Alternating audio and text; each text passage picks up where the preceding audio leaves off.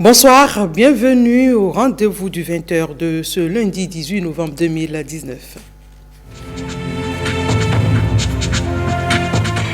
Quelle responsabilité pour une gouvernance de qualité? Les acteurs de la production de l'information financière s'en préoccupent. Des réflexions pour la mise en œuvre de mécanismes fiables et efficaces sont menées à l'occasion d'un atelier de reddition de comptes. Dakar, la capitale du Sénégal, abrite la deuxième édition de la semaine de l'inclusion financière dans l'UEMOA. Et c'est par visioconférence que le Bénin a participé à la cérémonie d'ouverture de cette rencontre initiée par la BCEAO. Les classes numériques s'étendent à travers les communes du Bénin, une initiative du gouvernement qui ambitionne de moderniser l'enseignement. La rédaction du journal télévisé s'est intéressée au fonctionnement de ces classes. Voilà pour les principales articulations et on ouvre ce journal avec cette cérémonie de prestation de serment à la Cour suprême.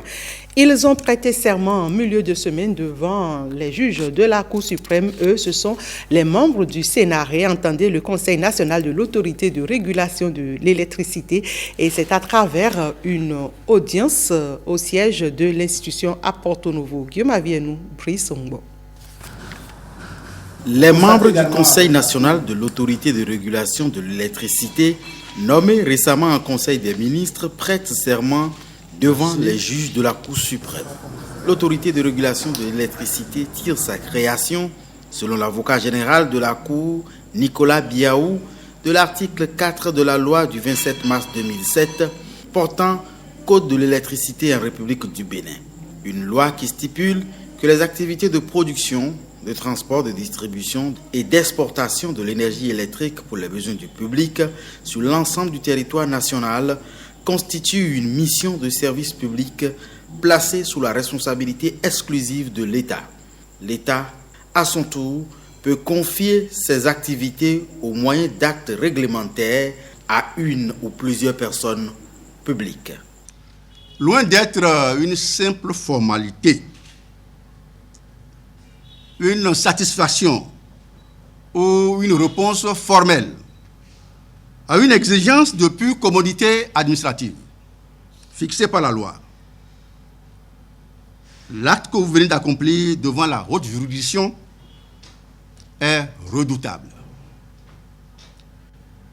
Il est redoutable parce qu'il porte le sceau du pacte républicain que vous avez librement décidé de sceller avec le peuple béninois au fin de le servir loyalement dans le domaine qui est le vôtre, celui de l'électricité.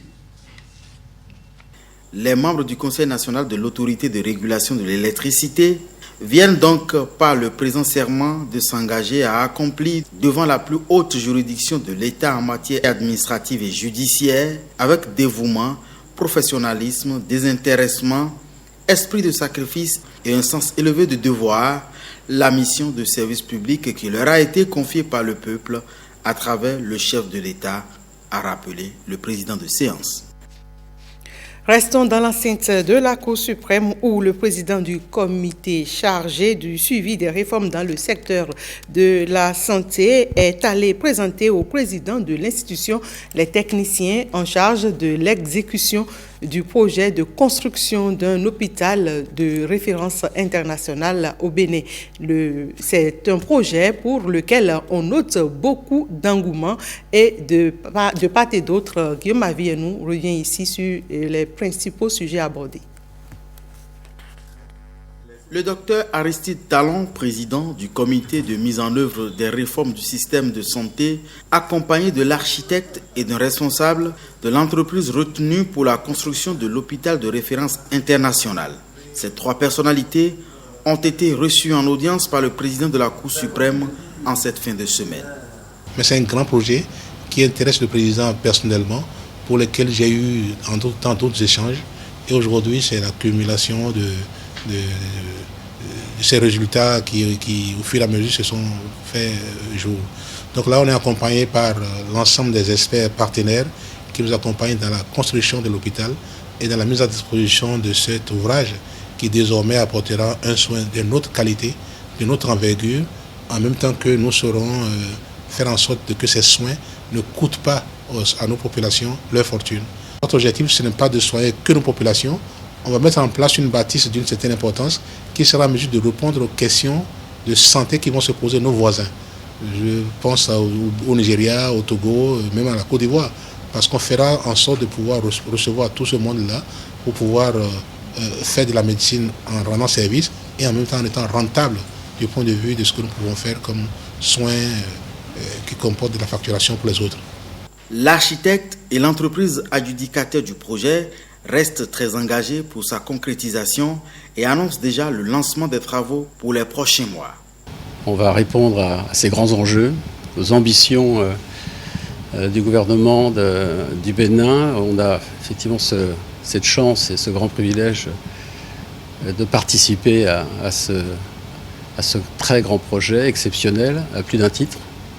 Un hôpital, on va dire, unique. C'est un projet adapté et en tout cas complètement sur mesure aux attentes de la population béninoise. Ça fait partie des produits que l'on construit au travers du monde. C'est un projet exceptionnel pour nous, c'est un projet majeur. Donc on est aujourd'hui prêt et mobilisé pour démarrer la construction très très rapidement dans les jours qui viennent. Cet hôpital, s'il venait à être construit, devrait offrir des soins de qualité aux ressortissants de plusieurs pays de la zone UEMOA, insistent les hôtes du président de la Cour suprême. Toujours avec Guillaume Avienou, voyons à présent les hommages du Parlement à feu Ismaël Tidjani Serpos. En effet, l'ex-député et membre influent du PRD, le Parti du Renouveau démocratique, Ismaël Tidjani Serpos, décédé une semaine plus tôt hors du pays, a été inhumé ce vendredi dans un cimetière musulman de Porto Novo. Mais avant son inhumation, le Parlement lui a rendu des hommages.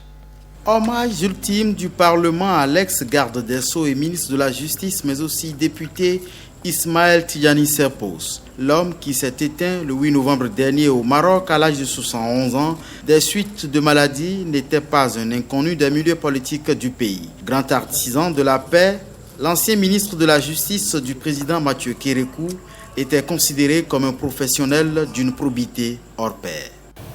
C'est aussi l'hommage aux distingués citoyens qui, au cœur de l'exécutif, aura incarné l'administration du service de justice avec vérité et autorité.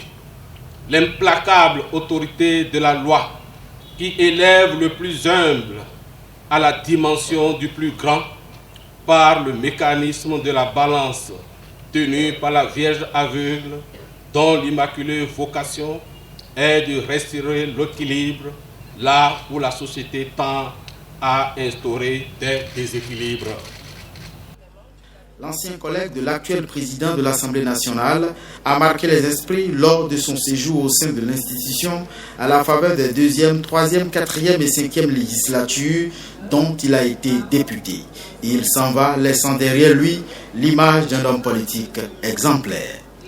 Il est écrit que l'homme est poussière et qu'il retournera à la poussière.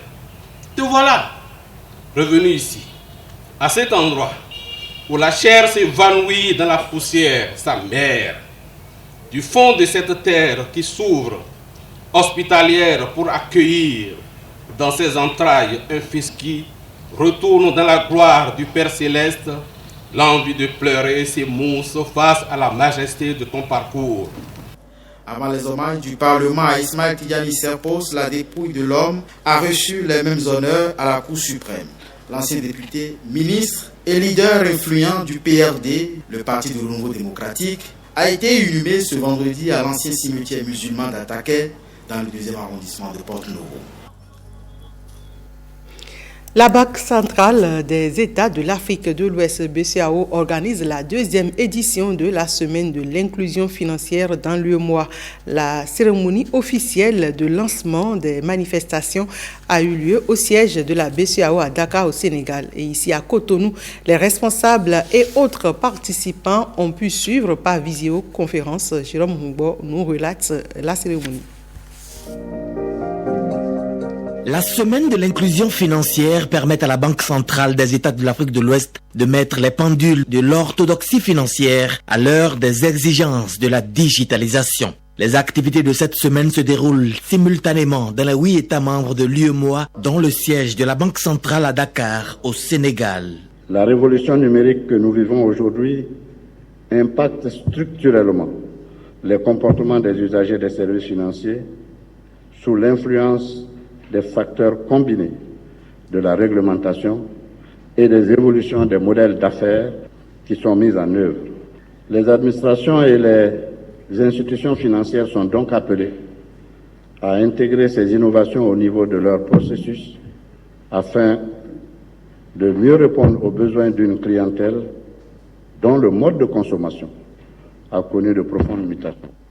Elles pourront, dans les conditions de sécurité requises et le respect des cadres réglementaires en vigueur, avoir recours aux entreprises de technologie financière, plus connues sous le vocable de FinTech. Ces dernières années, les efforts conjugués de la BCEAO et des États membres ont permis d'enregistrer des avancées considérables. Selon les dernières statistiques publiées par la Banque centrale, le taux d'inclusion financière s'est accru de près de 20 points de pourcentage entre 2014 et 2018 pour s'établir à plus de 57%, exactement 57,1%. Les services financiers via le téléphone mobile ont contribué de manière significative à l'amélioration de ce taux, avec un apport substantiel de 34% en 2018. Mais des défis restent à relever. Les participants doivent réfléchir sur le thème « La digitalisation au service de l'inclusion financière », enjeu pour le secteur financier et les États membres de l'UEMOA. Vous aurez à échanger, entre autres, sur l'impact de la transformation digitale de nos administrations sur la croissance économique, ainsi que sur les opportunités et les stratégies à mettre en place par les institutions financières. Bien entendu, ces réflexions seront aussi axées sur les impacts des nouvelles solutions sur la chaîne de valeur agricole, ainsi que leur pertinence pour les producteurs ruraux et les petites et moyennes entreprises. Au nombre des activités prévues au Bénin figurent des conférences-débats, des sensibilisations et une foire de l'inclusion financière. Reddition des comptes des entreprises publiques au Bénin. Quelle responsabilité pour une gouvernance de qualité? C'est le thème qui a réuni les acteurs de la production de l'information financière. Ils se sont retrouvés dans le cadre de la 2e revue annuelle sur l'état de la gouvernance des entreprises publiques au Bénin. Objectif, mettre en œuvre des mécanismes pour générer des informations fiables au sein des entreprises publiques. Reportage. Deuxième exercice du genre pour la Direction générale des participations de l'État et de la dénationalisation DGPED. Cette fois, le défi, c'est d'arriver à produire et à disposer d'informations financières fiables au sein des entreprises publiques. L'objectif de ce cadre d'échange est de passer en revue la gouvernance au sein des entreprises publiques, d'identifier les difficultés qui entravent leur meilleure gestion afin d'y trouver des solutions collectives. Aussi, la présente revue porte-t-elle sur la reddition des comptes des entreprises publiques? Quelle responsabilité et une gouvernance de qualité? Avec parfois du retard, seulement 18% des entreprises publiques sont à jour en matière de reddition des comptes. 2 communications sont au cœur de cette activité pour mettre les acteurs de la production de l'information financière devant leurs responsabilités et inverser cette tendance. Le premier panel traitera la question de la production de l'information financière de qualité par les entités publiques dans le délai. Le second panel s'intéressera à l'exercice du commissariat aux comptes dans les entités publiques.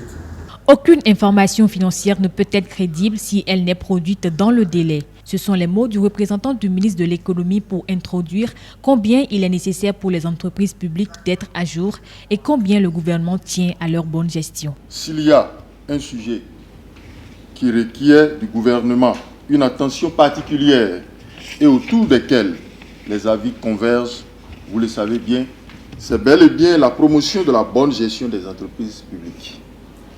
En effet, depuis 2016, le chef de l'État a indiqué clairement le chemin à emprunter pour y arriver. À cet égard, l'une des actions à engager et inscrite dans le 3e axe du programme d'action du gouvernement est la réorganisation de la supervision des établissements publics nationaux, sociétés d'État, sociétés autonomes d'économie mixte et autres entités de l'État en vue de l'assainissement du portefeuille des participations de l'État. Pour aider les entreprises publiques à fournir des informations réelles, la Direction générale des participations de l'État et de la dénationalisation a développé une application web. Un outil qui va aussi renforcer la surveillance financière au sein des entreprises publiques. Vous le savez, les classes numériques existent désormais au Bénin, une innovation du gouvernement qui a pour objectif, je vous l'annonçais en titre, de favoriser un meilleur apprentissage à l'école. Mais comment fonctionnent ces classes numériques? Les réponses, c'est dans ce reportage signé Ariane Da Silva. Elles existent désormais dans les 12 départements du Bénin. Elles sont au nombre de 24 à raison de 2 par département. Il s'agit des classes numériques. Cette innovation du gouvernement vise la modernisation de l'enseignement au Bénin. Vous savez, quand nous on était au primaire, lorsque le maître il pose une question, les élèves les plus timides n'aiment pas lever leur petit doigt. Mais aujourd'hui, avec cette forme de salle de classe numérique, même l'enfant le plus timide peut répondre sur sa tablette et tout le monde répond. Et avec le tableau interactif, les réponses sont affichées automatiquement sur le tableau. Et on sait ce que chacun a pu donner comme réponse. Et ça permet à l'enseignant de faire déjà automatiquement une évaluation. Les classes numériques sont mises à la disposition des écoliers et élèves des écoles primaires et collèges publics du Bénin. Ces derniers semblent déjà très imprégnés des opportunités qu'offre le numérique. Faisant des recherches sur l'Afrique, l'histoire de l'Afrique, je suis tombé sur le Bénin. J'ai vu que c'est intéressant, donc je sens un avantage. Parce que je sais maintenant ceux qui ont participé au développement du Bénin, comment ils l'ont fait, les étapes. En classe, il y a un cours sur l'historiographe africain. Donc je suis venu pour chercher les autres historiographes, pour pouvoir comprendre ce qu'ils ont fait pour reconstituer l'histoire de l'Afrique. Ce qu'elle donne en classe est suffisant.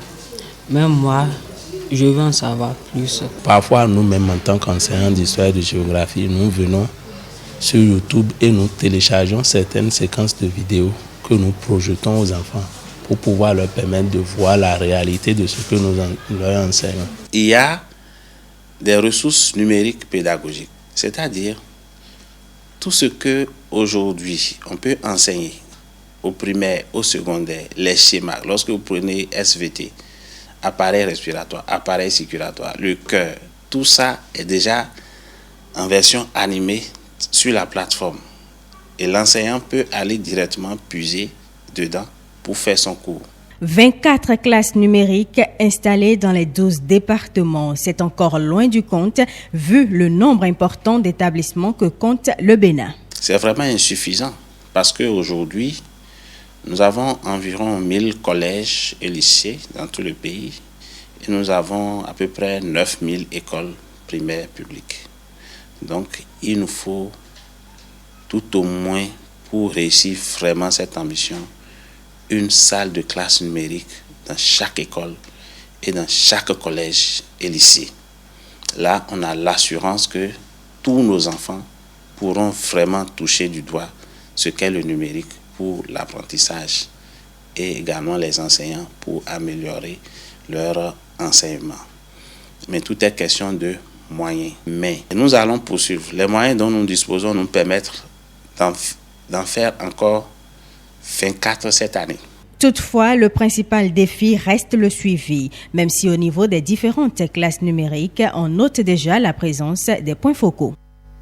La 32e Assemblée générale de l'ONG Caritas Bénin a eu lieu à Dassa autour du thème « Les femmes et les jeunes au cœur de l'action pastorale de Caritas Bénin ». Ce thème, inspiré par le pape François, servira de boussole pour les différentes actions de Caritas Bénin sur les 4 prochaines années.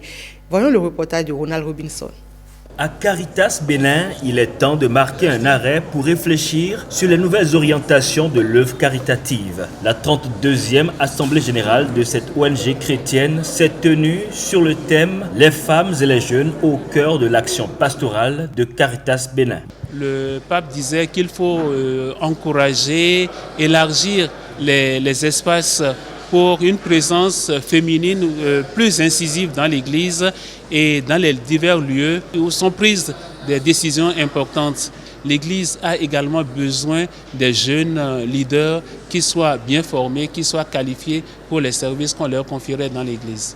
Une communication portant sur le thème de cette Assemblée générale introduit les travaux de groupe sur les actions des Caritas diocésaines.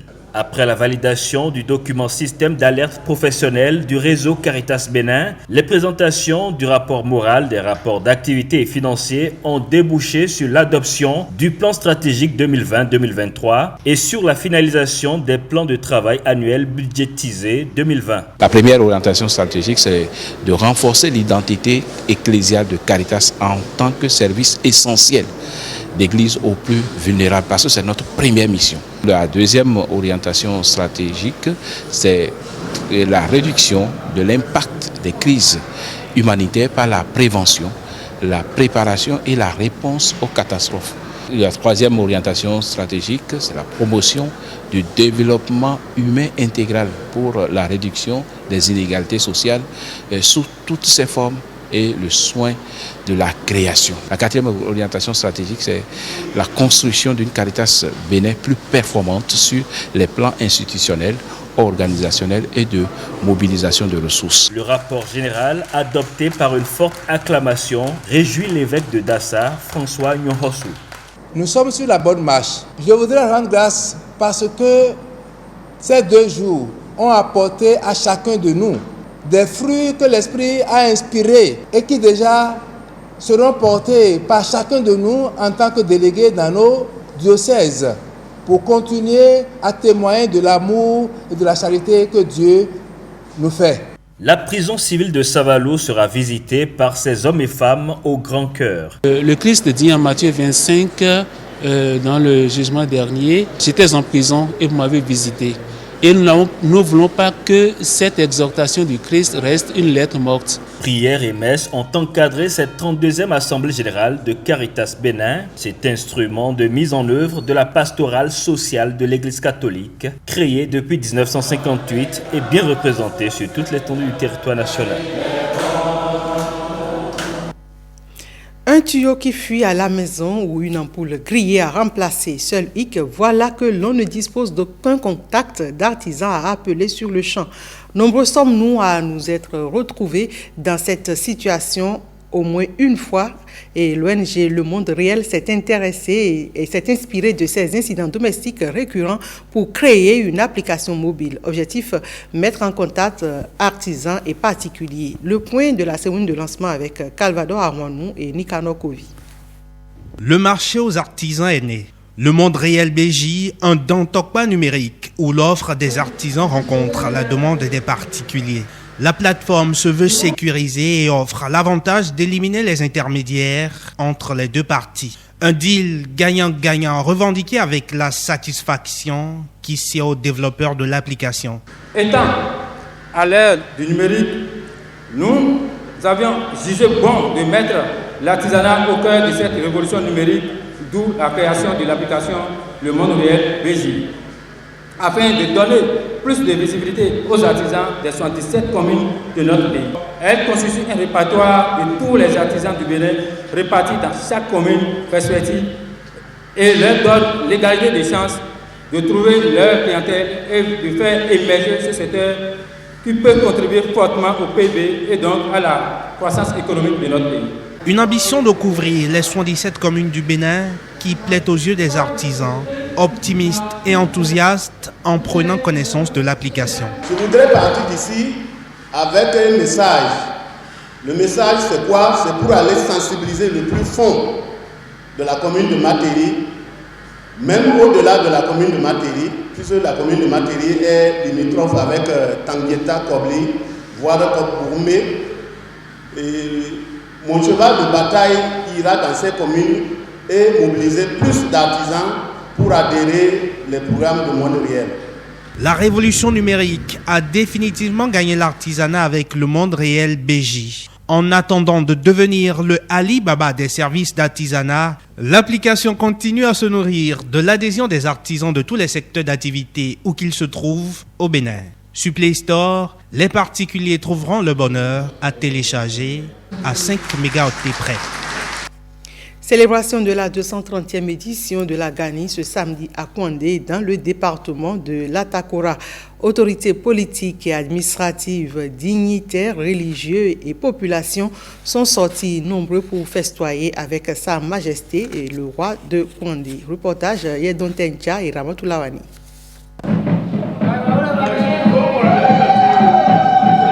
Réunis autour de Sa Majesté Bagana Sorou II, roi de Kouandé, les filles et fils de la localité ont tenu à marquer de leur présence cette manifestation. La fête de la Gani à Kouandé est l'une des plus grandes fêtes culturelles. Le palais est envahi par des rois, des chefs traditionnels et religieux, des dignitaires, des griots, des trompettistes du roi ainsi que des cavaliers. Sa Majesté Bagana Sorou II, accompagné des cavaliers et de la foule, commence le rituel. Première étape, la place Bourreau.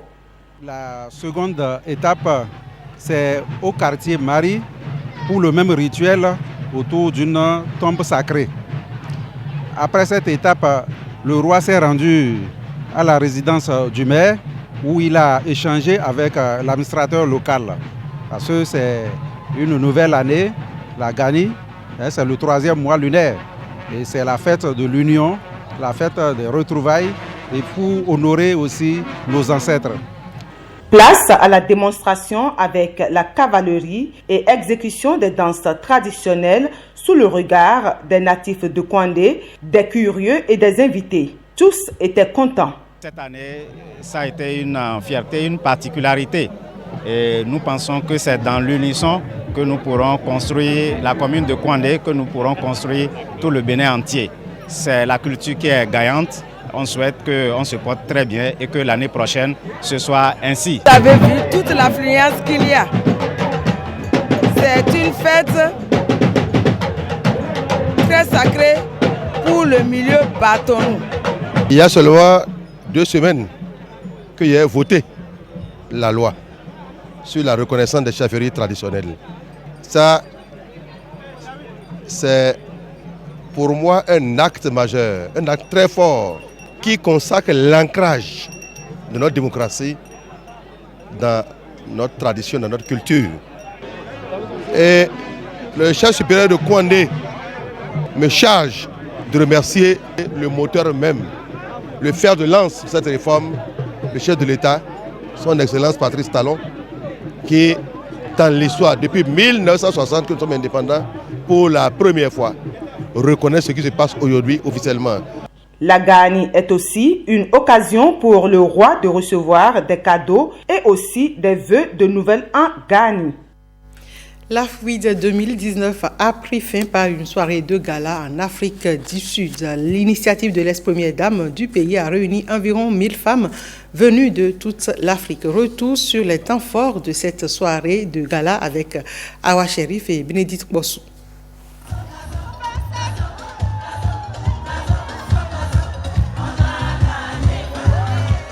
Une soirée de gala en l'honneur de ces braves femmes qui se lèvent pour briser les barrières. AFWID Bénin 2019, c'était bien parce que ça nous a permis, nous femmes entrepreneurs, de rencontrer du monde, surtout le monde entrepreneur femmes de l'Afrique. Ça nous a permis d'échanger sur nos activités et les perspectives pour l'avenir. Danielle Mbeki est une amie et c'est quelqu'un extrêmement humble. C'est une féministe économiste avec laquelle nous travaillons depuis des années pour trouver des solutions par les femmes, pour les femmes. Et donc cette initiative vraiment est tout à son honneur. Et nous, on est venus de très loin, mais en toute solidarité, Et vraiment de mettre cette plateforme pour toutes les femmes d'Afrique, c'est très bien. Environ 1000 femmes ont participé à ce forum. Toutes portent en elles une part de la diversité de l'Afrique. C'est full of joy, c'est plein de joie, vraiment tout le monde s'est éclaté et vraiment c'est très magnifique. Et puis ce genre de choses, c'est aussi heureux que notre pays pense vraiment à organiser quelque chose pareil pour une union des femmes. C'était une très facile contrainte entre d'autres pays, les femmes d'autres pays. Sincèrement, j'ai aimé. Et je pense que les 15 autres femmes du Bénin comme moi, on a toutes aimé. Diversité de culture, mais aussi le bonheur de se retrouver ensemble entre filles d'une même mère, la mère Afrique. Cette soirée, c'est la soirée célébratoire, la soirée de clôture où il y a Madame, l'ex-première dame, Madame Zanele Mbeki, même parmi nous. C'était l'apothéose, c'était la fiesta. Le Bénin a participé avec une très bonne impression parce qu'on était présente sur toutes les plateformes.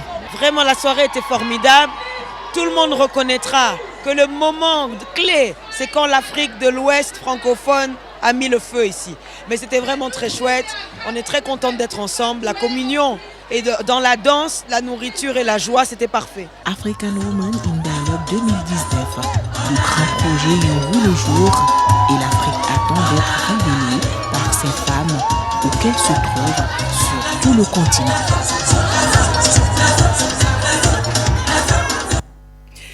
Il a été un acteur majeur de la victoire des écureuils du Bénin face à la Sierra Leone. Son but a été l'unique de la partie. Jodel Dossou a livré un match phénoménal dimanche dernier au stade Charles de Gaulle de Porto Novo.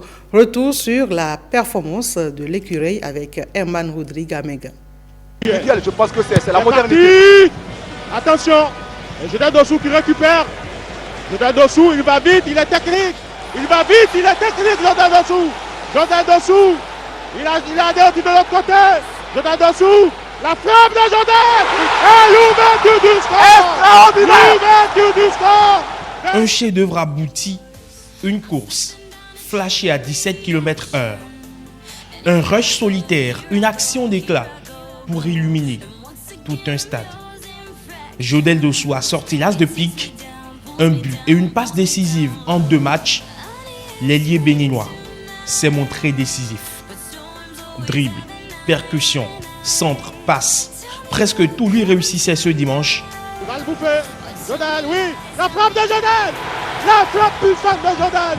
Et il a revenu sur le ballon. Jodel Dossou. Jodel, oui. Le centre de Jodel pour Yannick Agamon. Yannick, peut-être le deuxième but de l'écran. La frappe de Yannick. Il est sans doute le héros d'un match où les écureuils n'étaient pas forcément très sereins. Un moment de moins bien où le génie de l'ancien des requins a tranché. C'est clair, ce but, il ne le doit à personne, sinon qu'à son talent. Le feu follet a brillé, les écureuils ont gagné. Et c'est cette note sportive qui boucle ce 20h. Merci à chacun et à tous pour votre très aimable attention.